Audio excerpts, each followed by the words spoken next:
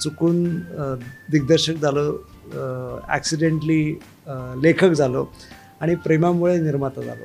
मैत्री कमवणे आणि मैत्री गमावणे ह्यातला एक मधला दुवा असतो ना, ती एप्रिल मे 99 आहे. मला आजच्या इंटरव्ह्यूवरनं साधारण असं वाटतं की माझी एक गोड फसवणूक झालेली आहे निर्माता म्हणून. आयुष्यात नुसते लाडच नसतात, कधीतरी टोमणे असतात, कधीतरी मार असतो, दटावणी असते.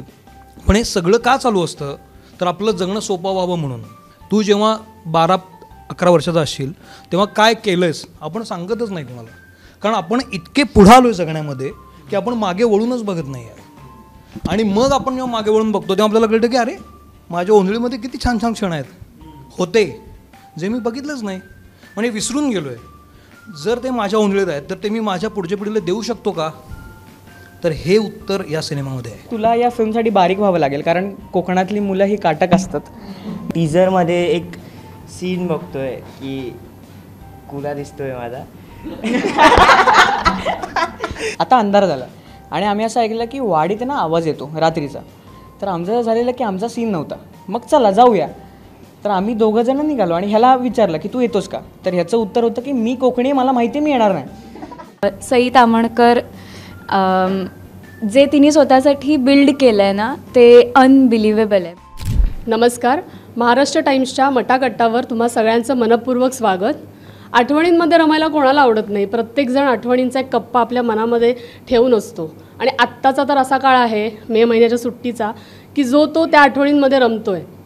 आमच्या वेळची सुट्टी अशी होती, आम्ही सुट्टीत ती धमाल केली आहे. ही सगळीच आठवणींची उजळणी एक सिनेमात आपल्याला दिसणार आहे आणि त्या सिनेमाचं नाव आहे एप्रिल मे 99. आणि या सिनेमाची संपूर्ण टीम आज आपल्याबरोबर इथे गप्पा मारायला आली आहे. आणि या सिनेमाच्या निमित्ताने त्यांनी काय धमाल केली, त्यांचा सुट्टीचा काळ कसा होता, ह्या सगळ्याविषयी ते आपल्याशी बोलणार आहे. तर महाराष्ट्र टाइम्सचे निवासी संपादक समीर कर्वे सर यांना मी विनंती करते की या सगळ्या टीमला एक छोटीशी भेट द्यावी. श्रेयस थोरात, मंथन काणेकर,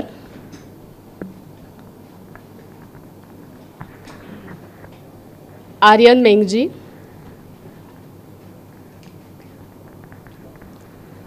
साजेरी जोशी,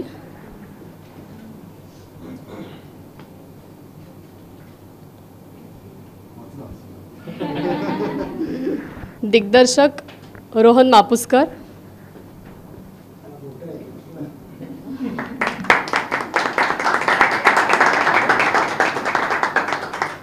निर्माते राजेश मापुसकर,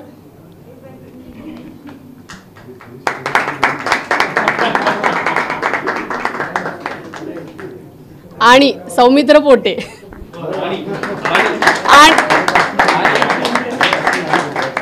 आणि अभिनेता सौमित्र पोटे.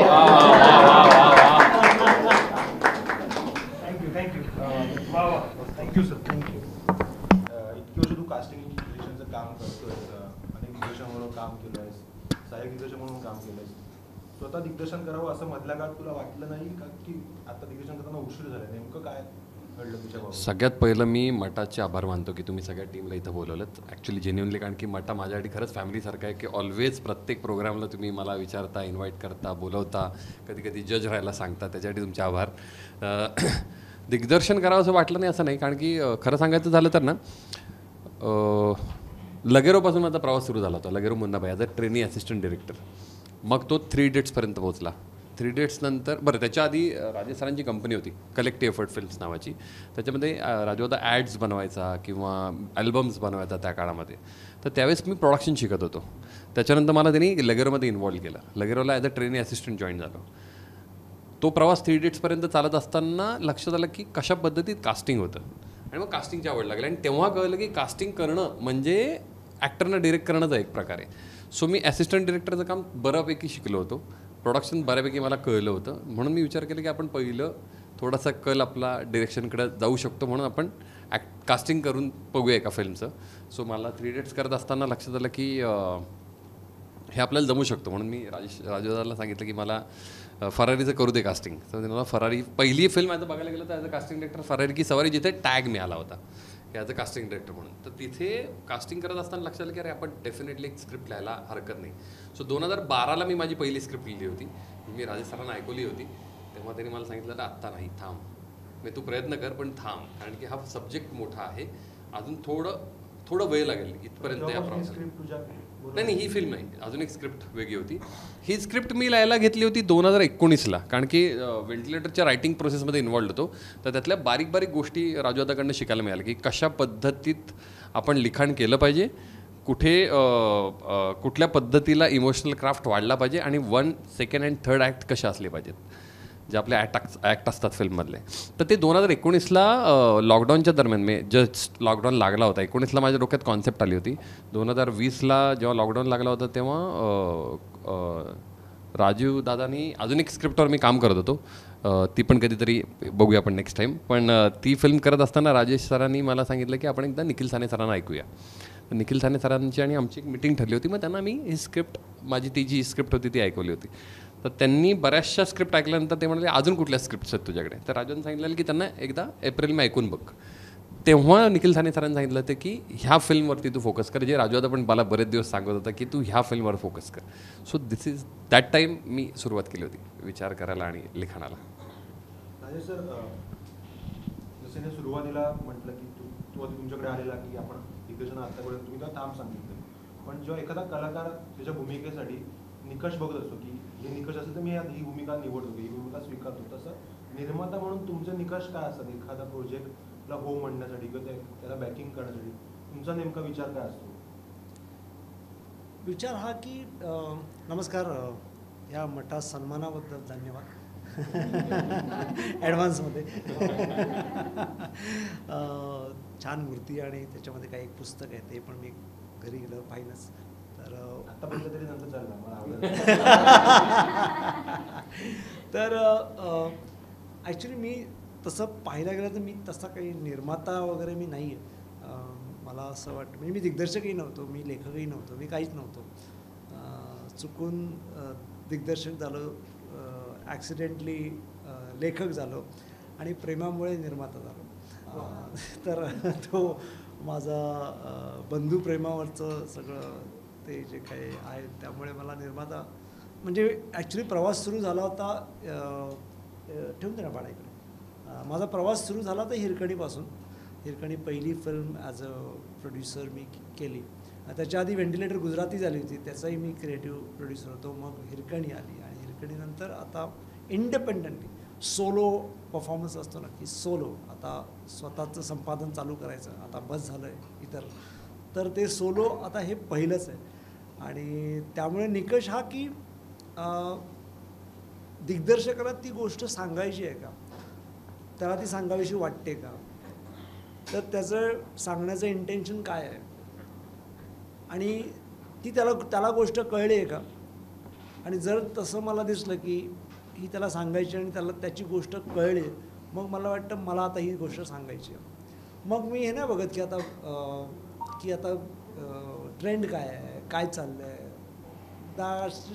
ते मी पाहत नाही. मग मी व्हेंटिलेटरही केला नसतं, मग मी कुठलेच सिनेमा केला नसतं. कारण मग तुम्हाला आत्ता सांगायचं काय, तिथून माझा निकष लागतो आणि तोच निकष मी ह्यालाही लावला की ह्याला आता सांगायचं काय. आणि मला वाटलं एप्रिल मे 99 ही करेक्ट गोष्ट त्याला आता सांगायला पाहिजे, म्हणून म्हटलं चला सगळेच सांगूया.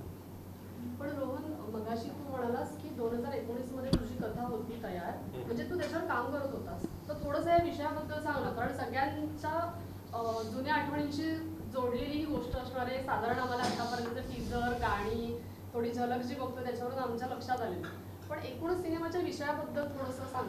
अरे बापरे, हे खरं तर 16 तारखेला बघायची मजा वेगळी आहे खरं सांगायचं झालं तर. पण एक खरं सांगू ना, एप्रिल मे 99 विषयात जर बांधायचा झालास तर मैत्री कमवणे आणि मैत्री गमावणे ह्यातला एक मधला दुवा असतो ना, ती एप्रिल मे 99 आहे खरं सांगायचं झालं तर माझ्यासाठी.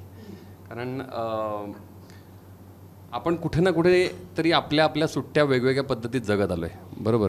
तर मी काय, इथे बसलेले प्रत्येकजण काय, मामाच्या गावी असेल, मावशीच्या गावी असेल, काकांच्या गावी असतील, आत्तेच्या गावी असेल, आजीच्या गावी असेल, तर त्याच्या प्रत्येकाच्या त्या सुट्ट्या आपण कधीच अनुभवल्या नाही आहेत व्हिज्युअली.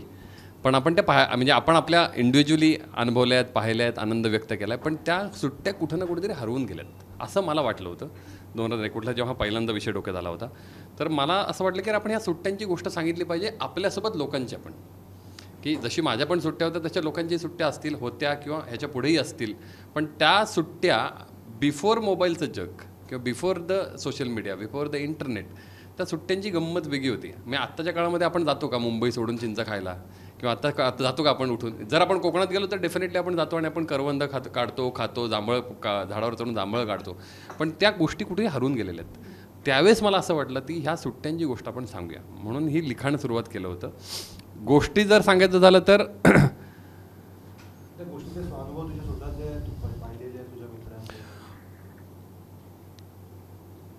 लिहिताना विचार नव्हता केलेला की आपण आपल्याबद्दल सांगूया किंवा मित्रांबद्दल सांगूया, पण जेव्हा हे एक थ्रेट पकडला फिल्मचा की आपण सुट्ट्यांची गोष्ट सांगूया, तर मग त्या कुठून जाऊन आपण सांगू शकतो. तर आपण आपल्या मित्रांच्या सांगू शकतो, आपल्या सांगू शकतो, आपल्या रिलेटिव्हच्या सांगू शकतो, किंवा आपण कुठेतरी गेलो आहे आणि आपण तिकडच्या गोष्टींबद्दल सांगू शकतो.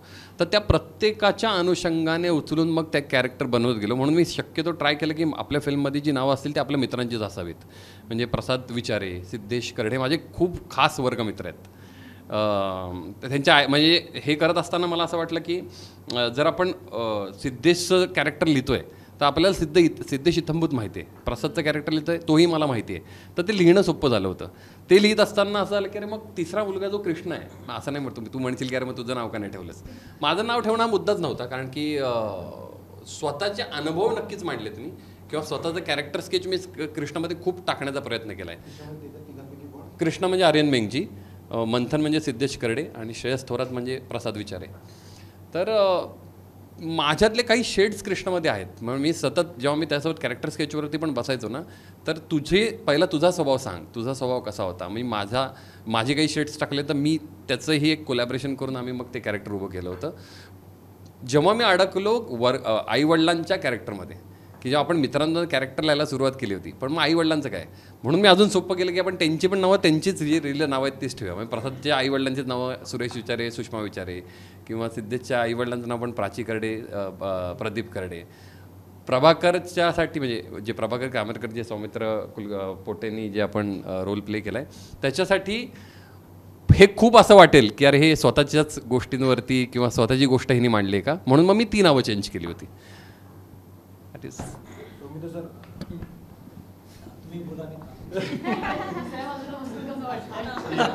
सर्वत्र सौमित्राचं तुमचं अनेकदा मी पुण्यामध्ये बघितलंय, बरोबर ना?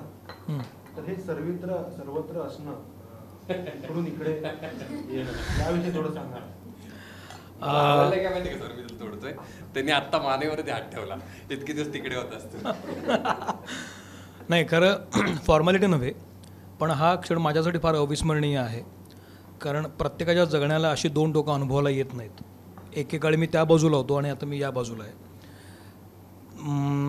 याचा अर्थात इथं असण्यामागचं श्रेय रोहन आणि राजेश सरांना आहे, कारण त्यांनी कास्ट केलं म्हणून मी इथं आहे. त्याची कारणं नंतर ते सांगतीलच. पण मला इथं तुझा जो प्रश्न होता, एकतर मुळात नाटकाचं बॅकग्राऊंड असल्यामुळं, नाटकाची पार्श्वभूमी असल्यामुळं एक अभिनय काय असतो, कसा असतो हे मला माहीत होतं. रोहनला ते माहीत होतं की मी नाटकात काम केलेलं आहे, खूप वर्ष नाटक केलेलं आहे आणि आमची मैत्री पण होती. बरं, मैत्रीमध्ये बोलता बोलता तुम्ही वेगवेगळ्या कॉन्टेंटवर बोलता, अनेक विषयांवर डिस्कस करता, त्याच्यातून एक व्यक्तिमत्व कळतं की हा कसा माणूस आहे, मी कसा माणूस आहे, सर कसे आहेत. त्याच्यातून त्यानं मला विचारलं की तुला आवडेल का काम करायला. तर मुळात हा उत्तम कास्टिंग डायरेक्टर आहे हे आपल्या सगळ्यांना माहिती आहे. ज्या अर्थी त्यानं विचारलं त्या अर्थी मी म्हटलं हो, फक्त मला पत्रकाराचा रोल नको आहे, एवढं मात्र तू कर. त्याचं बूम घेऊन पुन्हा तुम्हाला काय वाटतंय. तर तो म्हणला नाही, पत्रकाराचा रोल नाही, पण चांगला रोल करशील का. मी म्हटलं करीन, करून घ्यायची जबाबदारी तुझी. तो म्हणला मी करीन. मग एक छोटीशी ऑडिशन दिली आहे मी, ती त्याला आवडली आणि मग त्यातून सगळं घडलं. याचं पूर्ण श्रेय याचं आहे. आणि अर्थातच निर्मात्यानं पण ते रोल ठेवला त्याच्यात, म्हणजे त्यांनाही बरं वाटलं असेल तो रोल सिनेमामध्ये. अशा पद्धतीनं ह्याच्याकडे मी एक संधी म्हणून बघतो आणि छान वाटते मला. हे खूप चांगलं फील्ड आहे. चांगली माणसं जर आपल्यासोबत असतील तर काही चांगलं घडू शकतं असं मला वाटतं. त्यामुळं आता बघू, भले ते घडू. प्रभाकर हे कॅरेक्टर म्हणा किंवा ही चारही मुलं म्हणा, त्या चौघांचं कास्टिंग सांगा नेमकं, ती कशी कास्टिंग जमून आणलीस, कसे चेहरे तुला त्यावर तिकडे दिसले.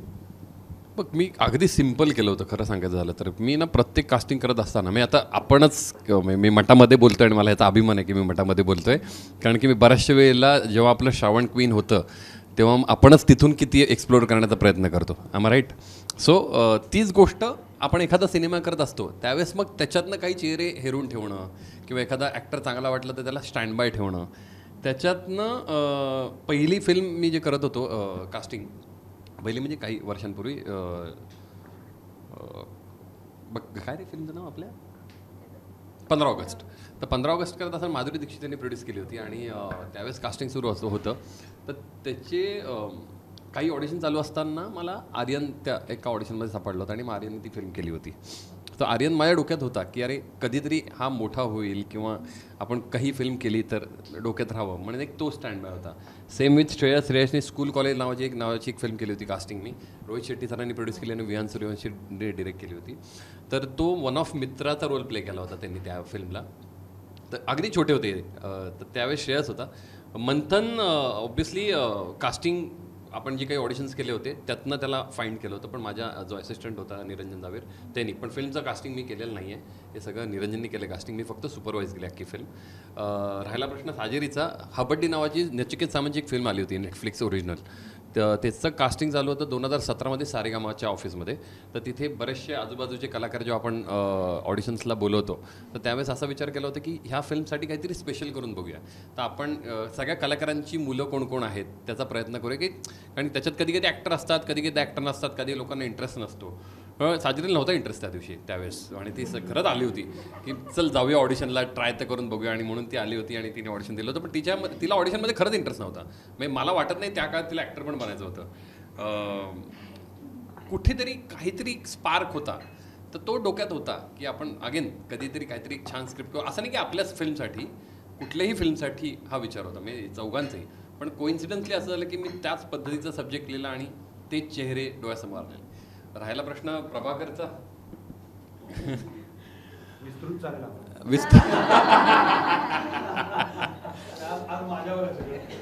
नाही त्याचं नशीब आहे खरं सांगायचं झालं तर. माझ्या डोक्यामध्ये पहिले नव्हताच. म्हणजे माझ्या डोक्यामध्ये पहिलं ते संदेश उपश्याम होता. कारण की मी कॅरेक्टर लिहिताना आहे ना, मी प्रत्येक असं मला डिवाईड नाही करायचं आहे कुठला समाज किंवा काय, पण आपण एखादं कॅरेक्टर लिहितो तेव्हा आपल्याला बरं पडतं की आपण कास्ट वाईज लिहिले. म्हणजे माझ्यात ते तुम्ही फिल्म बघाल तेव्हा कळलंच तुम्हाला की म्हणजे मला कामेरकर फॅमिली वाणी समाजातली हवी होती की ज्यांचं दुकान आहे. विचारे फॅमिली मराठा समाजातली हवी होती की ज्यांचं खानावळ असेल किंवा अजून काही गोष्टी असतील त्यांच्या. करडे फॅमिली ही मला तांबट समाजातली हवी होती, तर त्यांचं दुकान असेल भांड्यांचं किंवा त्यांचं, मग त्यांची आई काय करत असेल तर मग तिचं काहीतरी छोटंसं दुकान असेल. तर ते जेव्हा डिफाईन करतो ना, हे अगेन इकडेच गुरु बसलेत त्यांच्याकडनं शिकलो की हे कसं डिफाईन करायचं. मला आजच्या इंटरव्ह्यूवरनं साधारण असं वाटतं की माझी एक गोड फसवणूक झालेली आहे निर्माता म्हणून. कारण आता तो जे बोलतोय की ही आवडली होती, तो आवडला होता, तो आवडला होता, तो आवडला होता, सगळ्यांची कास्टिंग झाली होती. हा आवडला होता, सगळ्यांची कास्टिंग झाली होती. ह्या सगळ्यांना कधीतरी मी एका सिनेमामध्ये आणीन. अच्छा ठीक आहे, हे मला कधीच माहीत नव्हतं की हे ऑलरेडी त्याच्या डोक्यामध्ये लोक आहेत. मग त्यांनी स्क्रिप्ट लिहिली. ओके, मग निरंजनला सांगितलं बाळा तू आता कास्टिंग ही नावं आहेत, ही नाव आहे, तू आता कास्टिंग डिरेक्टर. ओके झालं. राजू तू काय करतोय? तू निर्माता.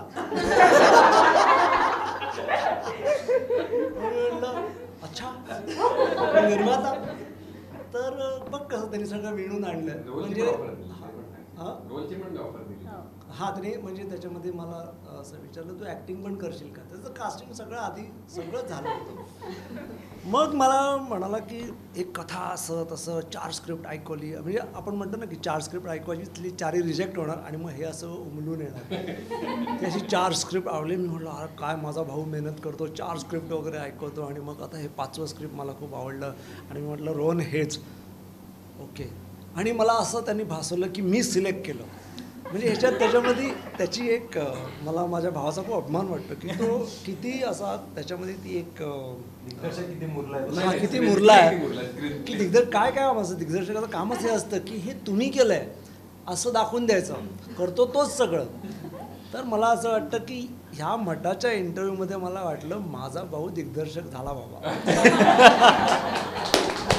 नाही, पण या निमित्तानं मला एक महत्त्वाचा मुद्दा सांगायचा आहे की आत्ता सिनेमा कशावर आहे तुम्हाला, आता नेमकं गोष्ट काय आहे.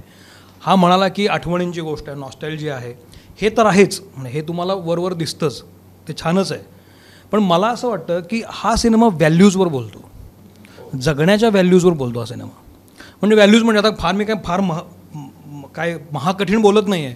मूल्य जगण्याची काय असतात, मैत्रीची मूल्य काय असतात, प्रेमाची मूल्य काय असतात, पालकाचं मुलाबरोबरला वाढवण्याचं मूल्य काय असतं, आजीनं बाबांना ओरडण्याचं मूल्य काय असतं, बापानं मुलाला ओरडण्याचं मूल्य चांगल्या अर्थानं, हे सगळ्याचं मिळून फॅमिली होते ना.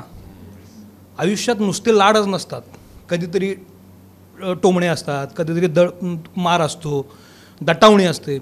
पण हे सगळं का चालू असतं तर आपलं जगणं सोपं व्हावं म्हणून. हे त्याचं अंडरकरंट याचं आहे, हे मला फार महत्त्वाचं वाटतं. म्हणजे मी जेव्हा ही स्क्रिप्ट ऐकली तेव्हा मला हे अंडरकरंट दिसले. जेव्हा भटीण काकू त्या मुलांना बोलत असते, भटीण काकू सुरेशला काहीतरी बोलते, ते मित्र म्हणजे सुरेश प्रभाकर हे सगळे मित्रच आहेत त्या वयाचे, ते एकमेकांचं त्यांचं कॉन्ट्रीब्युशन काय आहे, त्यांच्या बायकांचं एकमेकांबरोबरचं कॉन्ट्रीब्युशन काय, हे जे आहे हे सगळं आपण कधीतरी जगलो आहे. आणि दुसरी मला महत्त्वाची गोष्ट वाटते, मग मी देतो परत माईक, की यापूर्वी आपण कधी आपल्या बालपणाविषयी बोललो आहे. प्रवीण मुळे, यापूर्वी तू 90sमध्ये काय केलंस, कोणाशी बोलला आहेस, कधी बोलला आहेस, आठवत नाही आपल्याला. चैताली तू कधी बोलली आहेस की मी काय करायचं आहे, तू कधी बोलला आहेस. तू जेव्हा 12-11 वर्षाचा असशील तेव्हा काय केलं आहेस आपण सांगतच नाही कोणाला, कारण आपण इतके पुढं आलो आहे जगण्यामध्ये की आपण मागे वळूनच बघत नाही आहे. आणि मग आपण जेव्हा मागे वळून बघतो तेव्हा आपल्याला कळतं की अरे माझ्या ओंजळीमध्ये किती छान छान क्षण आहेत होते जे मी बघितलंच नाही, म्हणजे विसरून गेलो आहे. जर ते माझ्या ओंजळीत आहेत तर ते मी माझ्या पुढच्या पिढीला देऊ शकतो का, तर हे उत्तर या सिनेमामध्ये आहे. म्हणजे मला असं वाटलं, आता तू जे म्हणतोयस त्यावरनं मला असं वाटलं की आपण दुसऱ्याला आनंद मिळावा म्हणून आपल्या बालपणाच्या गोष्टी सांगाव्या असं होत नाही. आपण दुसरं चुकीचं ठरवण्यासाठी सांगतो की बघ मी कसा होतो, तू काय करतोयस, तर मग असं पण करता असं येतं. ही खूप चांगली गोष्ट आहे. सो हा मला सिनेमातला फार महत्त्वाचा मुद्दा वाटतो. आणि मग त्या मुलांनी बहार आणली आहे या सगळ्यामध्ये, कारण हे क्रेडिट याचं आहे. जो क्रक्स आहे सिनेमाचा हा मला असा वाटतो. कळलं कास्टिंग का झालं होतं, कळलं ना, हेच उत्तर आहे. आपण कास्टिंगबद्दल बोलतोय, म्हणजे त्याने सगळं सांगितलं की तुम्ही कुठे कुठे त्याला दिसला आणि तर तुमच्याकडून ऐकायचं, तुम्ही आम्हाला दिसताय पोस्टरमधनं, गाण्यामध्ये तुम्ही तर भन्नाटच नाचला आहात तिघजण, पण तुमच्या भूमिकेविषयी आम्हाला सांगा ना एक जण. आणि तुम्हाला सगळ्यात आधी जेव्हा त्याने सिनेमासाठी विचारलेलं तेव्हा तुमची सगळ्यांची पहिली प्रतिक्रिया, तुझं थोडंसं आम्हाला त्याने सांगितलं की तुला इंटरेस्टच फारसा नव्हता, पण तरी सुद्धा तुझं मग हो म्हणण्याचं काय कारण होतं, मग तुझी भूमिका काय, तुझी काय, तुमच्या भूमिकांविषयी सांगा. सुरुवातीला मी जेव्हा सेकंड इयरला होते रुईयाला, तेव्हा रोहन सरांचा फोन आला होता की मी एक फिल्म करतो आहे, तर मी एक फिल्म करतो नाही, एक रोल आहे, तर तुला म्हणजे ऑडिशन करायला आवडेल का. तर मी हो म्हटलं लगेचच. आणि मग भेटल्यावर वगैरे मला लक्षात आलं की अरे डिरेक्टरच ते आहेत, तेव्हा मला माहिती नव्हतं. मला वाटलं होतं की कास्टिंग डिरेक्टर म्हणून फोन केला आहे.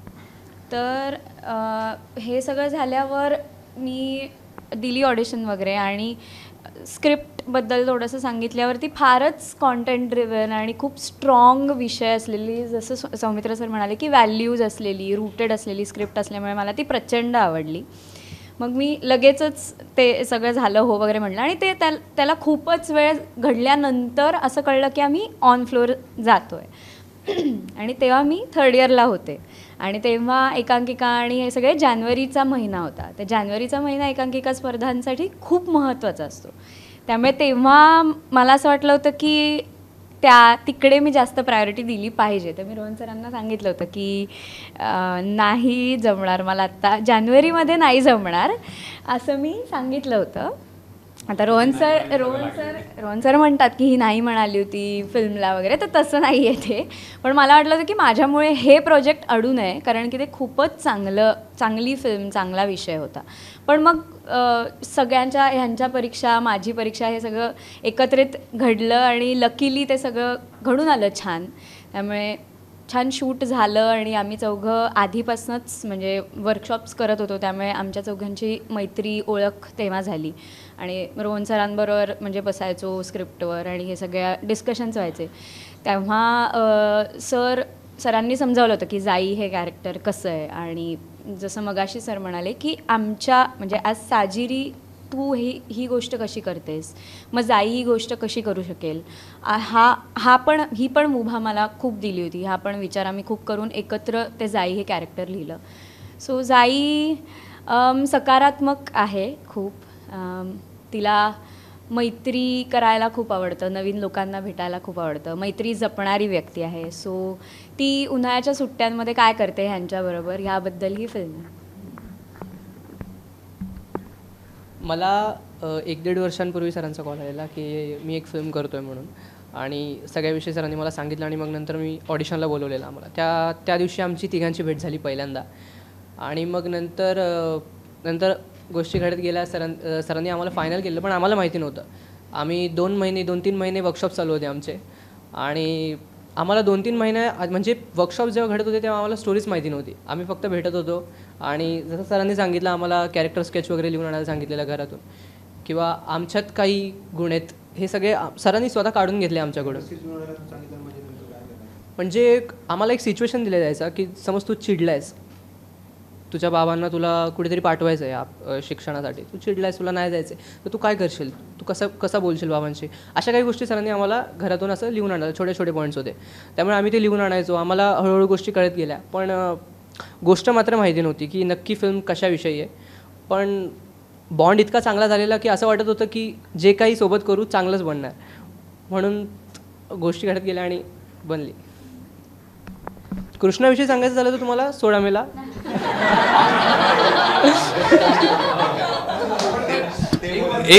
एक इंटरेस्टिंग गोष्ट आहे.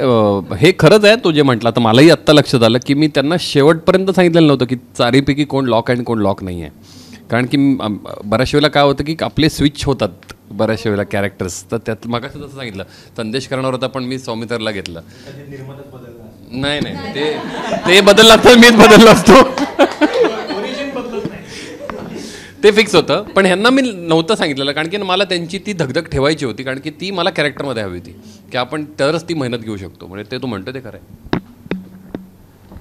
मी या फिल्मच्या अगोदर भरपूर सारे सिरियल्स वगैरे केले आहेत, सिरियल्स ॲड वगैरे. बट ही फिल्म पहिली आहे आणि खूप स्पेशल आहे, कारण रोहन सर आणि राजेश सरांसोबत पहिल्यांदा काम करायला मिळालं. खूप चांगला एक्सपिरियन्स होता आणि मज्जासुद्धा भरपूर गेली. सिद्धेशबद्दल सांगायचं झालं तर मीन्स कृष्णा आणि प्रसादमध्ये जेव्हा वादावादी होते किंवा दोघं एकमेकांशी भांडतात, तर त्यांना आता ह्याचा निरोप याच्यापर्यंत कसा पोचवायचा की याला काय म्हणजे ह्याच्या मनात ह्याच्याबद्दल काय असेल किंवा किती रागवला असेल, ह्याची काय चूक असेल, तर म्हणजे ह्याचे निर्णय ह्याला जाऊन सांगणं वगैरे अशा टाईपचा सिद्धेश म्हणजे असं ब्रिज असं मला वाटतं ह्या म्हणजे मैत्रीमधला. नमस्कार, मी श्रेयस थोरात आणि मी आपल्या एप्रिल मे 99 फिल्ममध्ये प्रसादचं कॅरेक्टर करतो आहे. जसं रोहन सर म्हणाले की आम्ही पहिले स्कूल कॉलेज आणि लाईफला भेटलो आणि सिरियल केली सुखी माणसं 17. तर तेव्हापासूनच रोहन सरांना मी ॲज अ कास्टिंग डिरेक्टरच ओळखत होतो आणि सर कास्टिंग डिरेक्टरच आहेत असंच मला वाटत होतं. आणि मग सरांनी जेव्हा भेटायला बोलवलं तेव्हा मी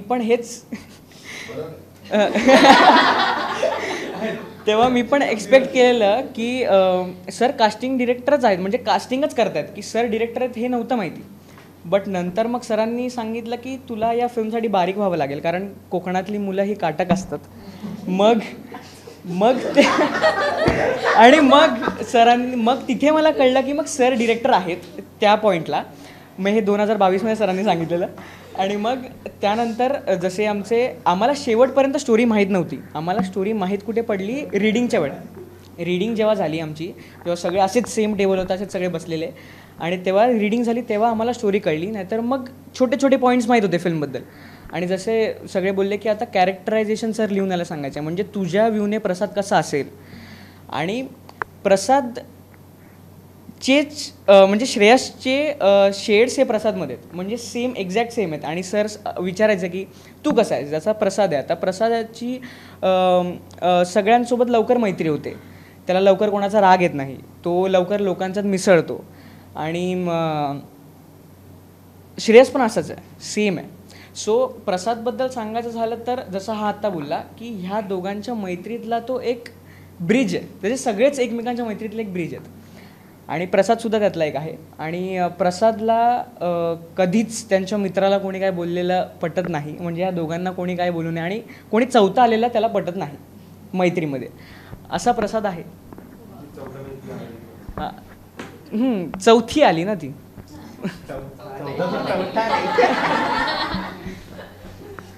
राजेश सर, जसं रोहनने तुम्हाला निर्माता केलं, कास्ट केलं निर्माता विदाउट ऑडिशन. निर्मात्याची भूमिका बजावताना थ्रू आउट द सिनेमा तुमच्यातलं दिग्दर्शक मध्ये मध्ये त्याला मार्गदर्शन म्हणा किंवा काही सूचना म्हणा ते होता, देवाचं वाटलं की काय नेमकं तेव्हा घडलं? ॲक्च्युली फिल्म मेकिंग ही कोलॅबरेटिव्ह प्रोसेस आहे, ही सिंगल माणसाची प्रोसेस नाहीच आहे. ॲज अ डिरेक्टर म्हणून पण ते मला माहिती आहे की मी जेव्हा सेटवर उभा आहे, डिसिजन माझं जरी असलं तरी ह्याच्या आधी 5-6 महिने एक कोलॅबरेशन होऊन मी इथे उभा आहे. त्या क्षणी कोलॅबरेशन होणाऱ्या 250 माणसांचं, त्याच्यानंतरही कोलॅबरेशन होणाऱ्या 50 माणसांचं. He is always a collaborative process. ती प्रोसेस होतेच. त्यामुळे रोहनचा भाऊ म्हणून आणि थोडा सिनियर दिग्दर्शक म्हणून ज्या काही गोष्टी मी त्याला गाईड करायच्या होत्या त्या मी त्याला गाईड केल्या. कारण मी 2-3 स्क्रिप्ट लिहिल्या असल्यामुळे आणि सिनेमे झाले असल्यामुळे मला साधारण कुठे प्रॉब्लेम येऊ शकतो, एक साधारण तुम्हाला रस्ता कळतो ना. आणि मग तुम्ही सांगायला तिथे खड्डा आहे, तिथे नको जाऊ, तिकडे दरी आहे, तिकडे नको जाऊ, तिकडे धोका आहे. त्या गोष्टी मी त्याला थ्रू आउट स्क्रिप्टिंग प्रोसेसमध्ये सांगत गेलो. एक स्क्रिप्टचा पेस कसा असावा, किती पेजेस असावे, ह्या सगळ्या ज्या बेसिक गोष्टी असतात त्या त्याला सांगा. आणि त्याच्या मागे उभं राहणं, सगळ्यात महत्त्वाचं त्याच्या मागे उभं राहणं ॲज अ सेफ्टी नेट म्हणून, एक भाऊ म्हणून, एक निर्माता म्हणून त्याला जी गोष्ट सांगायची आहे त्याच्यासाठी त्याला काय काय पाहिजे त्या गोष्टी प्रोव्हाइड करायच्या.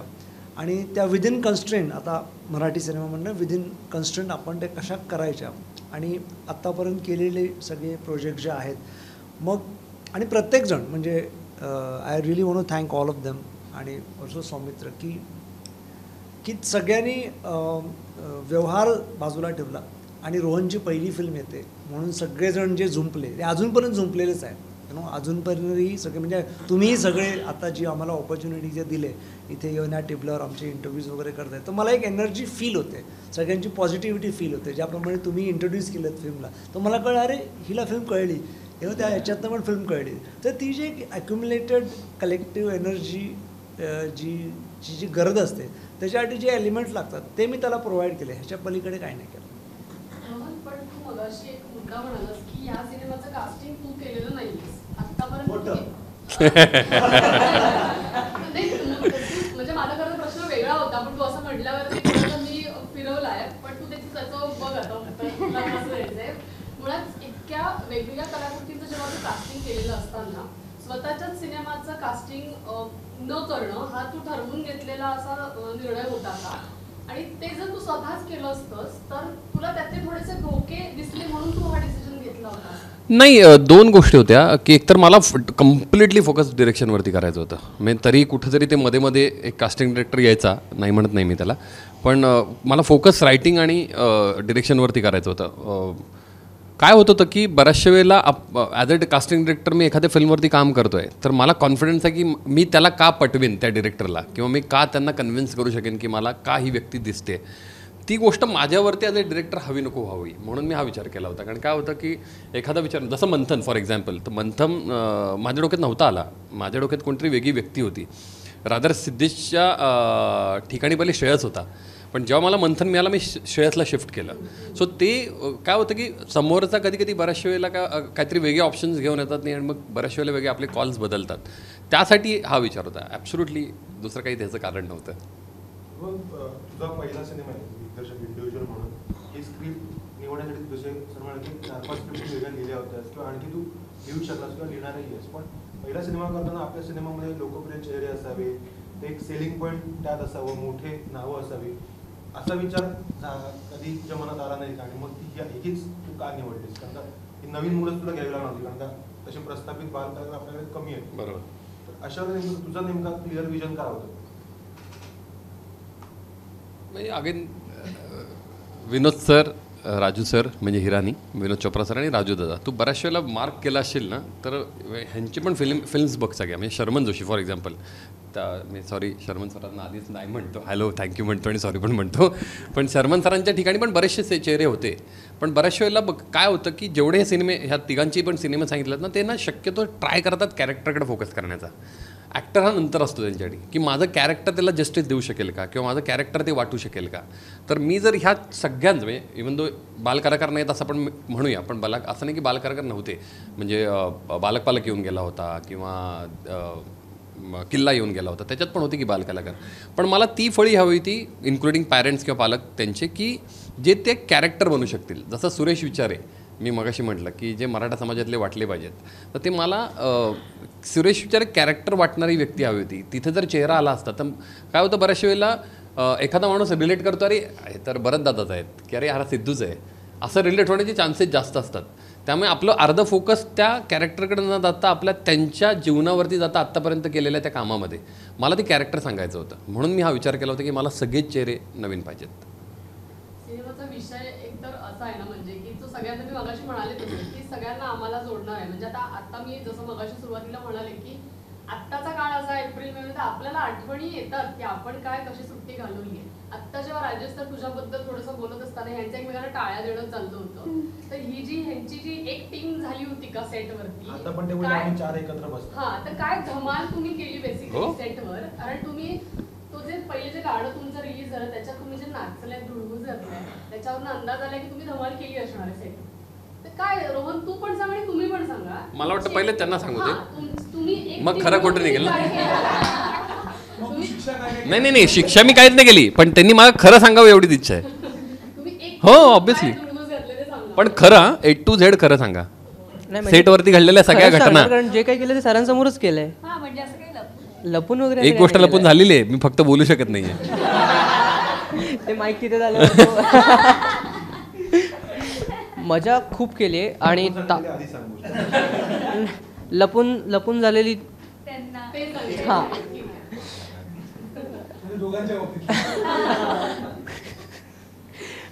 मजा खूप केली. ताकुंबाचं शूट ॲक्च्युली सगळ्यात अगोदर झालं आणि उन्हाचे दिवस होते, त्यामुळे खूप मेहनत घेतली ताकुंबासाठी. आणि समुद्र फिरणं कोकणात, एक बेसिक मजा म्हणजे मच्छी खाणं, समुद्र फिरणं, वाड्या खूप होत्या तिथे, त्यामुळे आम्ही संध्याकाळी तिथे झाडाखाली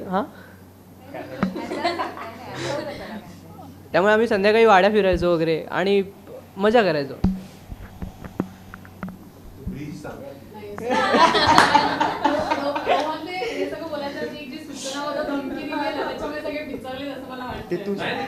अजिबात असे नाही आहेत, अजिबात हे तिघेही भितरण्यातले नाहीत, त्या भितरवतील एखाद्याला. मजा भरपूर केली.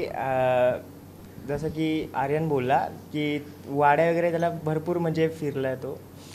हा फिरला होता एकदा. कुठलं करू रात्री बाकरांचं नाही,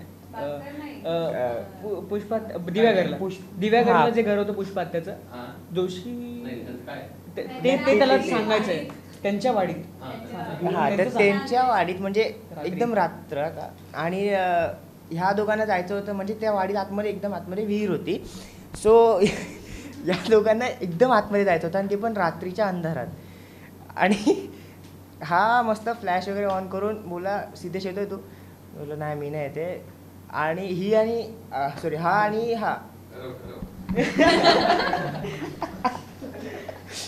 हा गेले आतमध्ये. आणि त्यानंतर एकदम आतमध्ये गेले. त्यानंतर मग हा आल्यावर मला सांगत होता की अरे आतमध्ये गेलो ना आम्ही, तेव्हा विहीर जस्ट थोडीच लांब होती आणि आम्हाला ना आवाज आला रे कोणाचा तरी. मी यांना अगोदरच बोललेलो मी येत नाही, तुम्ही पण जाऊ नका, काहीतरी उगाच होईल. तरी पण या लोकांना जायचं होतं, म्हणजे जावा.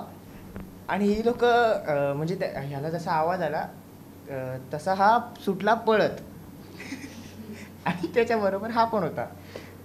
ह्याला अंदाज पण नाही की हा त्याच्याबरोबर आहे. याच्या हातात फ्लॅश, हा सगळ्यात पुढे धावत सुटला लाईटकडे. हा मागे घाण धावत येतोय नुसतं याच्या मागे, कारण की लाईट तर अजिबात नव्हता तिकडे. अंधार म्हणजे सेटवर जी लाईट होती ती थोड्याच अंतरावर येत होती. सो ह्याला अंधारात काहीच दिसत नव्हतं. फक्त श्रेयस ज्या वाटेने पळत होता त्या वाटेने हा जात होता पळत पळत. सो तेव्हा ती एक मजा होती. आणि मजा सांगायची झाली तर जसं आपण टीझरमध्ये एक सीन बघतोय की कुला दिसतोय माझा. सो नाही तो म्हटला ना ब्रिज मधला.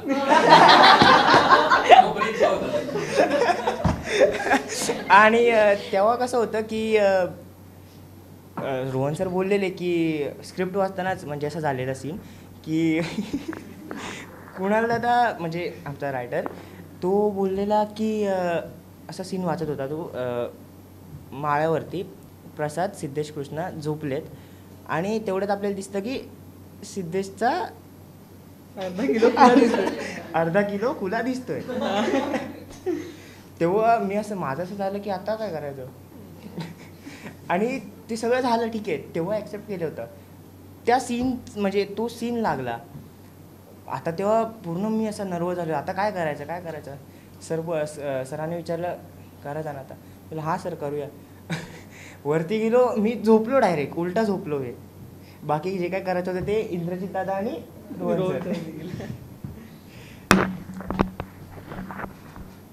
गमती जमती म्हणजे आता हा जसा सांगत होता की आम्ही दोघं जणांना आमची मस्ती खूप होती अंगात आमच्या, की आम्ही बोललो की आता अंधार झाला आणि आम्ही असं ऐकलं की वाडीत ना आवाज येतो रात्रीचा. तर आमचं झालेलं की आमचा सीन नव्हता, मग चला जाऊया. तर आम्ही दोघं जण निघालो आणि ह्याला विचारलं की तू येतोस का. तर ह्याचं उत्तर होतं की मी कोकणी, मला माहिती मी येणार नाही. तर मग फ्लॅश माझ्या हातात, पुढे मी, माझ्या मागे आर्यन. बरं आम्ही गेलो एका सर्टन पॉईंटपर्यंत गेलो. तर आम्ही आता शूट चालू आहे तर त्याची लाईट एका लिमिटपर्यंत येत होती. आता आमचं जर झालं की इथून पुढे जर आम्ही गेलो, काही जर झालं तर इथून त्या लाईटपर्यंत पळत तर जायचं ना. आता लाईटच लांब दिसते. तर वीर बोल जाऊ दे आता. वीर म्हणजे आमचा तो फ्लॅग होता की तिथे हात लावून परत यायचं. आणि येताना झालं काय, आम्हाला ना एक पाचोळा असा आवाज आला आणि तेव्हा कसलाही आवाज आला तरी तो भुताटकीच वाटतो. आणि तो जसा आवाज आला तसा मी पळालो. बरं मी अर्ध्या वाटेत आलो, माझ्या नंतर लक्षात आलं की माझ्या फ्लॅशवरती धावणारा मागे आर्यन आहे. आणि मग आम्ही दोघं जण बाहेर पडलो. ही सगळी मजा मस्ती होती. आणि ताकुंबाचं जसं तुम्ही म्हणाला की ताकुंबाला तुम्ही खूप छान नाचताय वगैरे, ते छान आम्ही म्हणजे आम्हाला इतकं पिळून काढलं ना त्या गाण्याच्या वेळेस. आम्ही 2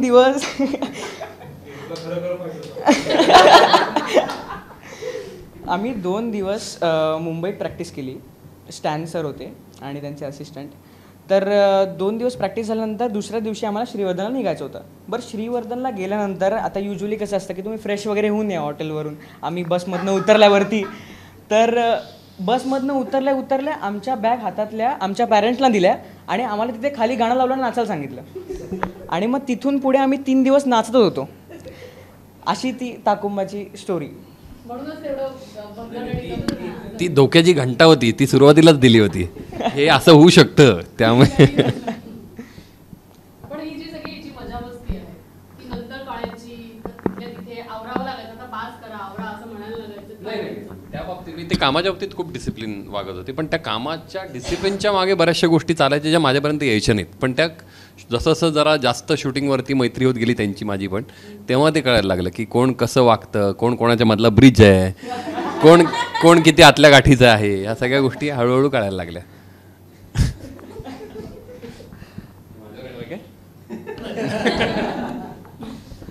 राजेश सर, तुम्ही आतापर्यंत जे सिनेमे केले तर त्याच्यामध्ये प्रस्थापित कलाकार सुद्धा आहेत, म्हणजे प्रस्थापित कलाकारच आहेत. ज्या व्हेंटिलेटर वगैरे आपण म्हटलं किंवा आधीचे सुद्धा सिनेमे आपण लक्षात घेतले तर वेब सिरीज आपण म्हटली पण त्याच्यानंतर कट्टू, आता हे सगळे नवीन चेहरे. तर एक काय दृष्टिकोन वाटतो सिनेमाकडे बघण्याचा, प्रेक्षकांचा काय असेल आणि निर्माता म्हणून हिचा अप्रोच कसा होता, म्हणजे प्रस्थापित कलाकार आणि एकदम नवीन आणि तेही लहान असलेले कलाकार? नाही, निर्माता म्हणून स्टोरीची नीड काय आहे, दॅट इज फर्स्ट. प्रस्थापित किंवा नवीन म्हणजे माझं असं नव्हतं की प्रस्थापित कलाकारांना घेऊ नकोस, असं काही नाही. त्या कॅरेक्टरला कोण व्यवस्थित जातं ते कॅरेक्टर घे. आणि शक्यतो कल हाच असतो की नवीन फ्रेश फेसेस. कारण काय होतं मग त्याच्या मागे जसं रोहननी सांगितलं तसं बॅगेज नसतं की तो क्लीन वाटतो. की ज्याप्रमाणे आता सौमित्रचं कॅरेक्टर आहे, आम्ही तिथे अजून कोणी येऊ शकलं असतं, पण सौमित्र एक फ्रेशनेस घेऊन येतो, एक वेगळी इमेज घेऊन येतो. आणि मग त्याचा त्या कॅरेक्टरला खूप फायदा होतो. मग तुम्ही त्या कॅरेक्टरकडे कॅरेक्टर म्हणून बघता, त्याला मग ते जे इंडस्ट्रीतलं नावाजलेलं नाव आहे आणि मग त्याच्या मागचे त्याचे सिनेमे किंवा कारकीर्द असेल त्याच्यातून त्या लेन्समधून बघत नाही, एक फ्रेश लेन्स असते. आणि जेव्हा मग ते एकदा मग काय असतं मग त्याच्यामध्येही मला असं वाटतं सांगड अशी घालावी लागते की असं नाही करून चालेल की 4 प्रस्थापित आणि 4 नवीन, असं नाही. मग एक संद सगळे दिसले पाहिजे, मग सगळे सूर एकच लागला पाहिजे तो. मग काय होतं, नाही तर मग सेटवरती कॉम्प्लेक्स होऊ शकतात की अरे तो एस्टॅब्लिश आहे, अरे त्याला येतं. मग कधी कधी वाटतं की अरे हा वाक्य विसरतोय, तर ती एनर्जी नाही आली पाहिजे. मग चूक तर सगळ्यांची, बरोबर तर सगळेच, म्हणजे जाणार तर सगळे एकाच बोटीत जाणार, ओके, वेगवेगळ्या बोटी करून जायचं नाही, ओके. तर ती सिनर्जी, ती एनर्जी ठेवण्यासाठी मला वाटतं रोहननी जो डिसिजन घेतला होता तो करेक्ट होता. आणि मला फक्त त्याला सांगायचं की वेल डन, गो आहे, एवढंच होतं. व्यवहार नव्हता त्याच्यामागे काही की मला हे घेतल्यामुळे मला एवढं ओपनिंग आहे, असा व्यवहार नव्हता. म्हटलं पहिल्या फिल्मला व्यवहार नको, तू कर. आणि त्यामुळे व्यवस्थित त्याचं बजेटिंग करत त्याच्या विदिन दॅट पॅरामीटर्स आम्ही ती फिल्म तयार केली. काय होतं माहिती आहे का, बऱ्याचदा कल्पेश आपल्याला माहिती आहे, आपण जेव्हा हे पॅरामीटर लावतो ना तेव्हा तो प्रोजेक्ट असतो. आधी मोठे कलाकार घ्यायचे, मग तसं मोठं बजेट घ्यायचं, मग मोठी लोकेशन्स घ्यायची, मग परदेशवाऱ्या करायच्या. आता हे ठरलं आहे, मग स्क्रिप्ट बघा, हे सगळं जोडून आणणारी हा प्रोजेक्ट असतो. जनरली आधीच सिनेमा काय आहे, आधी गोष्ट असते, मग गोष्टीला पोषक लोकेशन्स काय आहेत, मग गोष्टीला पोषक कॅरेक्टर्स काय आहेत, हा उलटा प्रवास आहे. मग जनरली हा सिनेमाचा असायला पाहिजे. आणि इतके वर्ष क्रिटिक म्हणून इतरांचे सिनेमे बघत असताना कल्पेश तुला माहिती आहे की किती मोठी कसरत असते, आपण दुसऱ्याच्या सिनेमावर बोट ठेवत असतो. पण अशा वेळेला जेव्हा मी आता या बाजूला बघतो की म्हणजे मला रोहन सांगत होता की सिनेमा अप्रतिम झाला आपला, खूप चांगला झाला, मी बघितला नव्हता आणि ह्यांना दाखवला, त्यांना दाखवला, खूप चांगला झाला सिनेमा, खूप चांगला झाला सिनेमा. पण आपल्या इंडस्ट्रीमध्ये असं असतंच की सगळे छानच म्हणतात. रोहनला ज्या अर्थी फिल्म आवडली आहे त्या अर्थी ती चांगली असेल, कारण एक बॉन्डिंग असतं. शेवटी इकडं हा माणूस बसलेला आहे, राजेश मापुसकरांना एक सिनेमाचं अंग आहे माहिती आहे, त्यामुळं हा माणूस ह्याच्या खाली येऊ देणार नाही हे एक आपल्याला भरोसा असतो. पण समोरच्यानं कितीही चांगलं म्हणलं ना, ते जोपर्यंत मी बघत नाही फिल्म तोपर्यंत कळत नसतं की खरंच काय. कारण स्पेशली हा सिनेमा अनुभव आहे, तो अनुभव घ्यायला पाहिजे. मी तुला किती म्हणलं की हा नॉस्टॅल्जिया आहे, हा आठवण आहेत, जोपर्यंत तू बघत नाहीस ते काय आहे तोपर्यंत तुला ती आयडिया येणारच नाही. जेव्हा मी 21 तारखेला ती फिल्म बघितली, ओपनिंग फिल्म चित्रपटाकामध्ये, तेव्हा मला लक्षात आलं की नाही, ही फिल्म कपाळावर मिरवायची फिल्म झालेली आहे, ही फिल्म चांगली झाली आहे. आणि आजच माझी पोस्ट आहे, जे चांगलं आहे ते चांगलं आहे. मग आपण म्हणलं की नाही, आपण ही फिल्म राबवली पाहिजे, माझे म्हणून नव्हे. तर आता मला सगळ्यांना हेच सांगणं आहे की मी इतरांच्या समीक्षा केलेल्या आहेत, पण तुम्ही हा सिनेमा आवर्जून बघा. खूप फ्रेश आणि अतिशय चांगला सिनेमा झालेला आहे. विशेषतः प्रवीण, म्हणजे कोकणातला आहेस तू, मला हा सिनेमा जेव्हा बघतो ना मी, मला तूच आठवतोस की हे सगळं आपण केलेलं आहे प्रवीण. आणि तुझं जे वर्तुळ असणार आहे मित्रांचं, मैत्रिणींचं, ते सगळं असं असणार, म्हणजे आपली फिल्म. आणि थोडक्यात सांगायचं ना तर 1991 ते 2001-2 या 10 वर्षामध्ये ज्यांचं वय 7 ते 17 होतं त्या सगळ्यांची ही फिल्म आहे. कारण त्या सगळ्यांनी मोबाईल नसलेलं आयुष्य जगलेलं आहे, त्या सगळ्यांनी इंटरनेट विना आयुष्य जगलेलं आहे. त्यामुळं ही आपल्या सगळ्यांची फिल्म आहे आणि खूप क्यूट आणि गोड फिल्म झालेली आहे असं म्हणायला हरकत नाही. प्रवीणला मी पुरेपूर ओळखून आहे.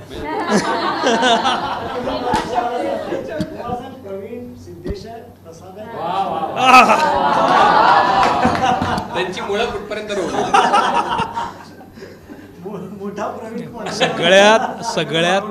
सगळ्यात महत्त्वाचं काय माहिती आहे का, प्रवीणला एका ढाच्यात बसवता येणं शक्य नाही. पण आपल्या तिघांमध्ये जर प्रवीणचा हे करायचं ठरवला, नापतोल नागर है, तो हा असू शकतो, कृष्णा असू शकतो.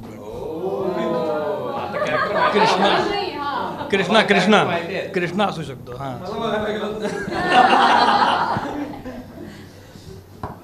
पण आता आपण सध्या तरुणांची गोष्ट बोलताना त्याच्या भाषेविषयी नेहमी बोलतो की आजच्या तरुणांची भाषा मराठी विषयी. ही मुलं जी सगळे आता बोलतायत ते उत्तम मराठी सगळेजण बोलतात. माझ्यामध्ये कॉन्व्हेंट्समधून आले असतील किंवा कुठून मला माहित नाही. भाषेवर काम करावं लागलं की कसं काय? हो, नाही करावं लागलं भाषेवरती काम, कारण की आम्ही दोघंही श्रीवर्धनचे आहोत. त्यामुळे आमच्याकडची भाषा एक हेल आहे. तुमचं जसं तुम्ही मालवण म्हणालात तर तुमच्याकडची एक भाषा आहे. तो आपल्याकडे कोकणामध्ये बघायला गेलं तर एक 20-25 किलोमीटरनंतर एक वेगळा भाषेचा सूर बदलतोच प्रत्येक वेळेला. सो ज्याला आपण कोकणी भाषा म्हणतो, जी तुमच्याकडे तर कोकणात आहे, कोणी आपण संगमेश्वरी भाषा म्हणतो, आमच्याकडच्या भाषेला बांडखोली भाषा म्हणतात. तर ती जी भाषा आहे ती मला हवीच होती. तर त्याच्यासाठी आम्ही आता मी बऱ्याचशा वेळेला गावात गेल्यावरती माझा सूर परत बदलतो, पण मुंबईत आलं की आपण परत नॉर्मल मराठी बोलायला सुरुवात करतो. पण ते मी विसरून गेलो होतो. त्यासाठी मी माझा एक मित्र आहे दर्पण म्हणून, दर्पण जाधव, त्याला मी बोलून घेतलं होतं, कारण त्यांच्याकडे म्हणजे तो अजूनही ती भाषा बोलतो. तर ती मला हवीच होती आणि त्यासाठी ह्यांना एक डायलेक्ट कोच म्हणून मग मी त्याला ठेवलं होतं, कारण की त्या भाषेवरती काम करण्यासाठी. त्या चौघांनाही विचारायचं साधारणपणे, तुला यायचं नव्हतं, आता तू माझ्यामध्ये इंडस्ट्रीत यायला तयार झालीस, किंवा तिघांनाही साधारण ह्या देशात करिअर करायचं असेल, कोणाला फॉलो करताय, कशा पद्धतीने हे चेहरे आमचे आयडल आहेत, यांना धरून आम्हाला पुढे जायचं आहे. कारण आम्ही बघतोय की उद्याचे स्टार तुम्ही व्हावं अशी आमची सगळ्यांची इच्छा आहे. तू कोणाला आईला सोडून बाकी कोणाला फॉलो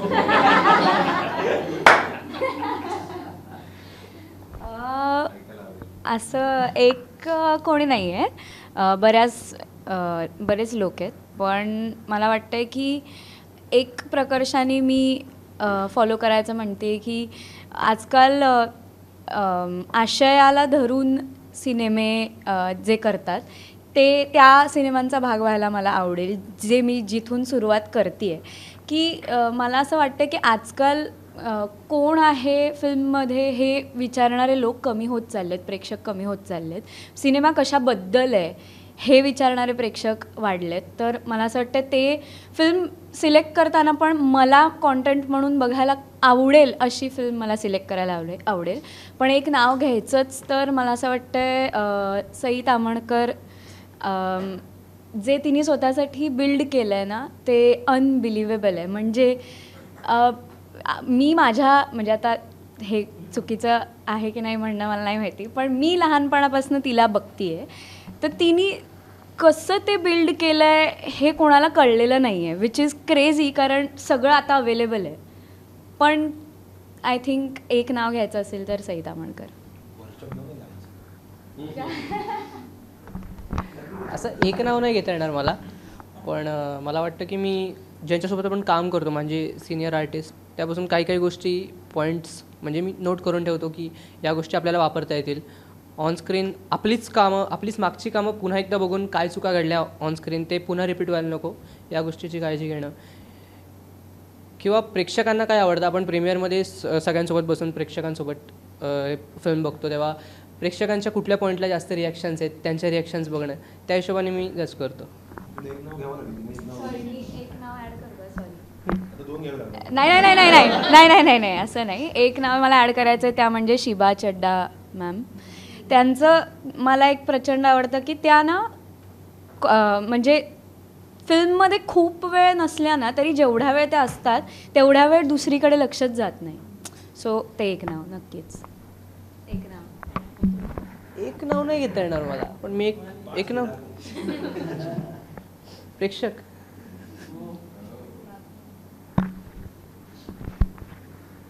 जसा आर्यन म्हणाला तसा सेम, बट अहो नाही म्हणजे मला तरी जसं आर्यन म्हणाला की प्रत्येक काही ना काहीतरी शूट करताना आपले जे सिनियर ॲक्टर्स आहेत ते त्यांच्याकडून काही ना काहीतरी शिकायला भेटतं, हे बरोबर आहे. भरपूर काय शिकायला भेटलं आहे. बट माझं कसं आहे की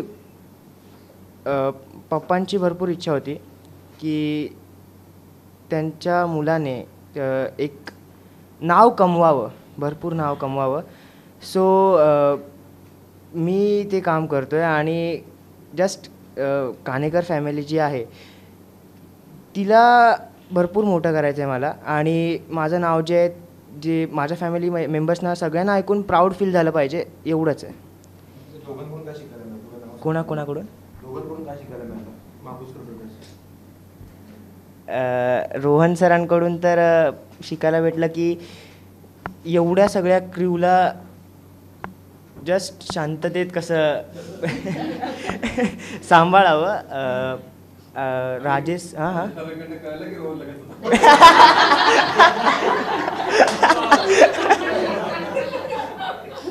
नाही, बट राजेश सर जास्त सेटवर नव्हतेच, त्यामुळे कधी जास्त असं शिकायला नाही मिळालं. बट रोहन सरांकडून भरपूर काय काय शिकायला मिळालं. शिकायला मिळेल मला. त्यानिमित्ताने घ्या, म्हणजे मी शिकेल तुमच्याकडून. माझं असं कोणी आयडल नाही आहे, बट वेगवेगळ्या व्यक्तींकडून चांगल्या चांगल्या गोष्टी निवडून एक आयडल उभं करून त्यात सगळं भरणं आणि त्याला फॉलो करणं हे मी जास्त मला बेटर वाटतं. आणि एक नाव जर घ्यायचं झालं तर ते आमिर खान सर असतील. मला त्यांच्यासारखं व्हायला खूप आवडेल, कारण त्यांची जी प्रोसेस आहे, जसं सर पण सांगतात, रोहन सर पण बऱ्याच वेळा, की त्यांच्या पीकेच्या वगैरे फिल्मला त्यांनी ते लोकलसोबत असायचे, बोलायचे. का तर त्यांना त्यांची लँग्वेज समजावी, कल्चर समजावं म्हणून. तर ही त्यांची वर्किंग स्ट्रॅटेजी मला खूप आवडते, म्हणून त्यांच्यासारखं मला व्हायला आवडेल. संजीवी मगाशी सरांनी आईचा विषय काढला, तर आता तर तू म्हणजे स्क्रीनसमोर आलीस, तू तुझ्या आईसारखी बोलतेस, दिसतेस, त्या प्रतिक्रिया वाढल्यात का आता?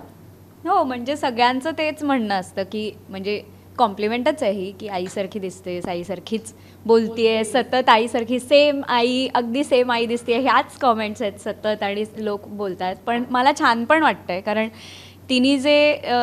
तिला मी बघितलं आहे, तर तिने जे बिल्ड केलं आहे त्याचा मला 1% जरी करता आलं तरी मी खूप आनंदी होईल. आता उलटं होणार आहे. आता रुजू आली की अरे साजिरी आली असं म्हणतो. पण आईने काही कानमंत्र वगैरे दिलं होतं का? दिला असतं, कारण की ती बऱ्याच लोकांची जाई होऊन गेलेली आहे, त्यामुळे डेफिनेटली दिला असतं.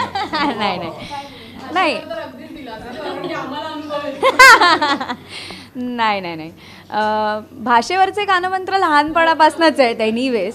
पण ह्या रोल बाबतीत असं काही स्पेसिफिक नाही. पण अगेन मी म्हटलं तसं की ती आई काय बाबा काय दोघेही, त्यांचं पण तेच म्हणणं आहे की काहीही करताना त्या कॉन्टेंटशी प्रामाणिक राहा. हे माझंही मत आहे की, किंवा त्यांनी मला लहानपणापासून सांगितल्यामुळे ते माझं मत झालं असेल की एखाद्या कॅरेक्टरला काय गरजेचं आहे त्याच्याकडे आपण बघितलं पाहिजे, नॉट मी कशी दिसते किंवा मी अशी दिसली पाहिजे ऑन स्क्रीन. तर ते कॅरेक्टर कसं दिसलं पाहिजे. आणि हे रोहन सरांचं पण क्रेडिट आहे की ते कॅरेक्टर जसं त्यांच्या मनात होतं तसंच्या तसं असं नाही म्हणणार मी, कारण मला मुभा होती खूप. पण तेच की त्या कोलॅबोरेशनमुळे ते कॅरेक्टर, जाई हे कॅरेक्टर बाहेर आलं आहे असं मला वाटतं. मागून अमृता पिन करते. शेवटचा एक प्रश्न तुझ्यासाठी, थोडं सिनेमा पण वेगळा आहे. आजच्या तारखेला मराठी सिनेमामध्ये ना निवडक 5 ते 6 फिमेल ॲक्टर्स आणि 5 ते 6 मेल ॲक्टर्स, त्या सोडून 7वं 8वं नाव इतकं दिसत नाही आहे, जो कलाकार म्हणून किंवा हिरो म्हणून त्याकडे बघता येईल. प्रेक्षकांनाही कदाचित निर्मात्याने दिग्दर्शकांनी, कारण तेच ते चेहरे रिपीट होत आहेत, तेच ते सिनेमे किंवा लादलेही जातात प्रेक्षकांवर. तुझा नेमका या सगळ्याकडे बघताना दृष्टिकोन काय, कास्टिंग म्हणून, एक प्रेक्षक म्हणून, या फेडरेशनचा भाग म्हणून? नाही, मला असं वाटतं की जर ते कॅरेक्टरची रिक्वायरमेंट असेल ना कुठलेही, मग तो 8वा असेल, 9वा असेल, 10वा असेल, तर त्याच्यासाठी जर तुम्ही थोडी मेहनत घेतलीत, मग आपल्याकडे INT स्पर्धा होतात, आपल्याकडे नॉर्मल नाटकं होतात, व्यावसायिक पण आणि प्रायोगिक पण, किंवा आपल्याकडे इतके सिरियल्स बनत आहेत, तर तुमची नजर नीट असेल आणि जर तुम्ही करेक्ट माणूस पिकअप केला तर मे बी 7वा 8वा 9वा काय 12वा पण माणूस आपल्याला मिळेल असं मला पर्सनली वाटतं आहे. कारण की सतत असं म्हणत नाही की त्या चेहऱ्यांना बघू नये, बघावं, त्यांनी पण तेवढीच कामं करावीत, पण नवीन लोकांना पण तेवढी संधी मिळावी. हा जास्त कल माझा पण आहे, कारण की मला आवडतं शक्यतो नवीन लोकांसोबत काम करायला, कारण की ते बरं पडतं ॲक्च्युली. तुमचे काही प्रश्न उत्तर मिळाले.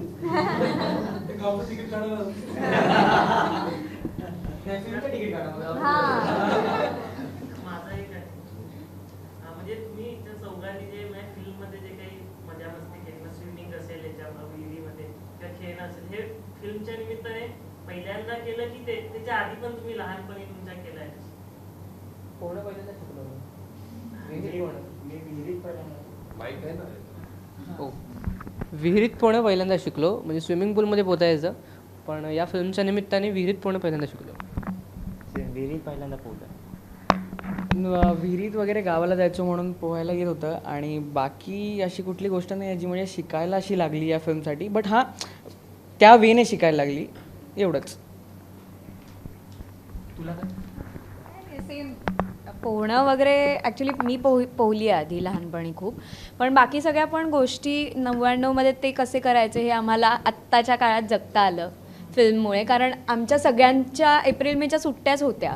आम्ही एक्झॅक्ट एका वर्षापूर्वी ही फिल्म शूट केली त्यामुळे आम्ही सगळे सुट्ट्यांमध्येच होतो. समर हॉलिडेजच चालू होते आमचे त्यामुळे तेव्हाचे समर हॉलिडेज आम्हाला या फिल्म थ्रू जगता आले. खूप मस्त वाटलं. खरं तर अजून गप्पा मारायच्या होत्या खूप आमचे प्रश्न होते पण आता आपल्याला थोडंसं वेळेअभावी थोडंसं थांबावं लागेल.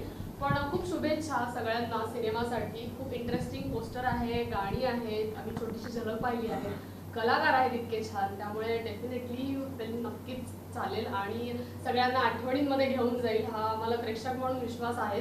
पुन्हा एकदा मटाच्या कार्यालयात आल्याबद्दल धन्यवाद आणि खूप खूप शुभेच्छा सिनेमासाठी.